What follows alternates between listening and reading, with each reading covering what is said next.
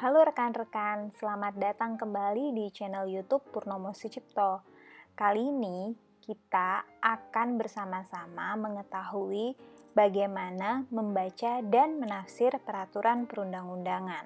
Selamat menyimak ya. Dalam kehidupan sehari-hari, kita nggak bisa lepas sama yang namanya peraturan perundang-undangan. Tapi, tahukah teman-teman bahwa dalam menyusun peraturan perundang-undangan, para perancang telah berupaya semaksimal mungkin untuk membuat rumusan yang tegas, jelas, dan mudah dimengerti. Bahkan mereka seringkali menggunakan penjelasan untuk menghindari salah pemahaman. Namun demikian, untuk dapat memahami peraturan, penafsiran tetap diperlukan. Hal ini karena peraturan itu bukan produk yang sempurna, yang lengkap dan tuntas. Upaya perancang semaksimal mungkin pun dimaksudkan untuk mendekati penyusunan peraturan perundang-undangan yang sempurna. Siapa saja pada dasarnya boleh menafsirkan peraturan perundang-undangan. Namun, penafsiran peraturan utamanya dilakukan oleh hakim dalam memutus suatu perkara. Pengacara, polisi, atau jaksa juga melakukan penafsiran untuk melaksanakan tugas masing-masing. Pegawai pemerintah dan masyarakat juga melakukan penafsiran, baik ketika menghadapi proses peradilan maupun dalam melakukan kegiatan sehari-hari. Semakin banyak orang memahami cara menafsir peraturan, akan semakin mudah melaksanakan peraturan dan semakin mudah pula menegakkan hukum. Makanya, upaya memperluas kemampuan penafsiran merupakan usaha untuk memenuhi asas bahwa setiap orang dianggap tahu peraturan. Selanjutnya, kita akan membahas beberapa metode penafsiran. Namun, hal pertama yang perlu dicamkan adalah satu prinsip dalam penafsiran, yaitu apabila kata-kata dalam peraturan sudah jelas, maka tidak boleh ditafsir. Dalam penafsiran, ada 3 metode. Yang pertama, penafsiran menurut bahasa. Yang kedua, penafsiran historis. Yang ketiga, penafsiran berdasarkan tujuan peraturan itu dibuat, teleologis. Kita akan bahas satu persatu ya. Pertama, penafsiran menurut bahasa. Penafsiran ini memaknai suatu ketentuan dalam peraturan berdasarkan pada makna kata, kalimat, dan tata bahasa dalam pengertian sehari-hari. Hal ini karena pada dasarnya melakukan penafsiran adalah memberi arti pada kata, kalimat, dan tata bahasa suatu rumusan ketentuan.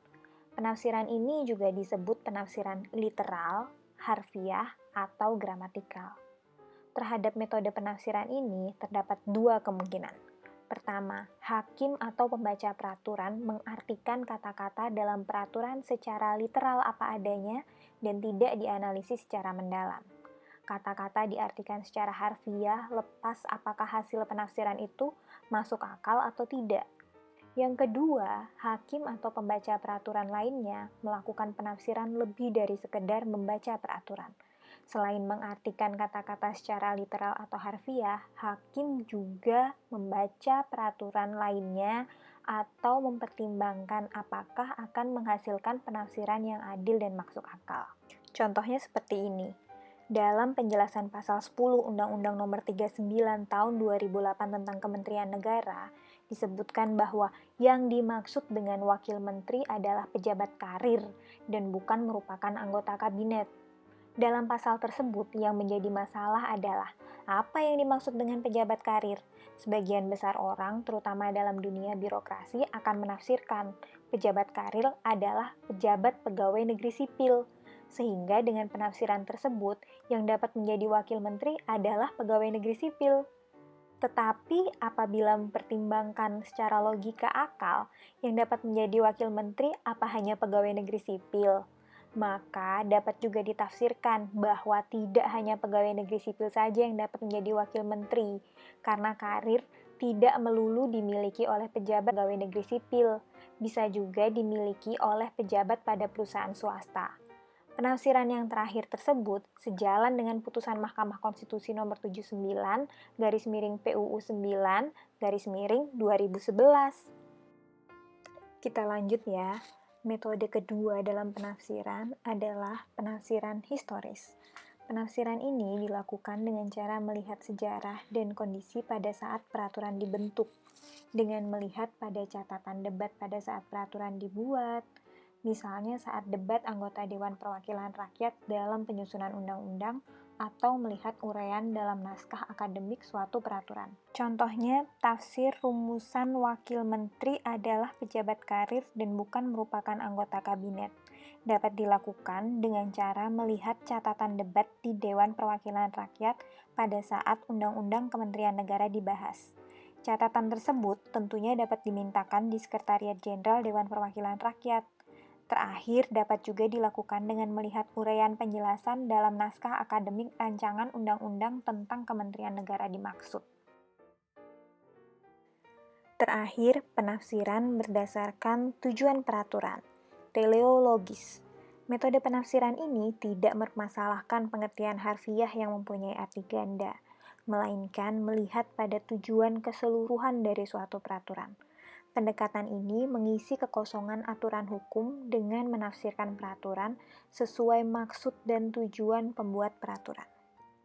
Contohnya, rumusan pasal yang dimaksud dengan wakil menteri adalah pejabat karir dan merupakan anggota kabinet apabila dilihat menggunakan metode penafsiran berdasarkan teleologis, maka dapat diartikan bahwa tujuan pengaturan keberadaan wakil menteri adalah mewadahi kebutuhan mendukung tugas menteri dalam menjalankan tugasnya. Menteri adalah jabatan karir yang biasanya diisi dari politisi dan tidak menguasai pelaksanaan tugas-tugas birokrasi. Untuk itulah seorang wakil menteri diperlukan. Dengan demikian, penafsiran yang lebih mendekati pengertian pejabat karir adalah pejabat yang berasal dari pegawai negeri sipil atau birokrasi. Tapi tampaknya penafsiran ini tidak digunakan oleh Mahkamah Konstitusi dalam memutus uji materi mengenai pejabat karir. Selain 3 metode tersebut, sebenarnya masih terdapat metode penafsiran lainnya, seperti metode sistematis, metode komparatif, metode futuristik, metode restriktif, dan metode ekstensif. Namun, semua penafsiran pada dasarnya merupakan variasi dari 3 metode penafsiran yang sudah dijelaskan. Demikian penjelasan terkait penafsiran peraturan perundang-undangan. Semoga bermanfaat, dan terima kasih sudah menyaksikan.